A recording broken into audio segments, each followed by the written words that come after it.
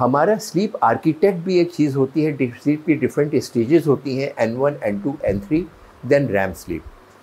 हर sleep की stage की अलग इम्पोर्टेंस होती है और पूरी रात में जो 7 या 8 घंटे की नींद होती है उसमें 5 या 7 बार ये साइकिल रिपीट होती है, यानी N1, N2, N3 और रैम स्लीप। फिर उसके बाद जैसे से नींद की साइकिल बड़ी होती जाती है, यानी हम लोग सवेरे की तरफ जाते हैं 1 या 2 बजे के बाद में रैम स्लीप की जो ड्यूरेशन होता है वो बढ़ता जाता है, N1, N2 कम होता जाता है। जो स्वीट स्लीप होती है, N3 या रैम स्लीप होती है, उसमें बॉडी को आराम मिलता है,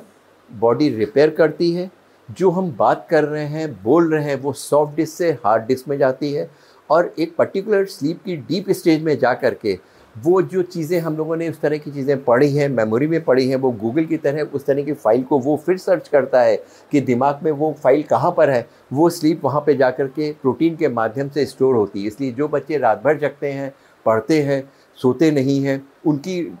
अक्सर वो कहते हैं थॉट ब्लॉक हो गया। वो थॉट ब्लॉक इसलिए है कि हम लोगों ने सॉफ्ट डिस्क में तो पहुंची, लेकिन हार्ड डिस्क में जाके वो चीज़ें स्टोर नहीं हो पाई, कुछ चीज़ें इवेपोरेट हो गई। इसलिए रात की नींद ज़रूरी है।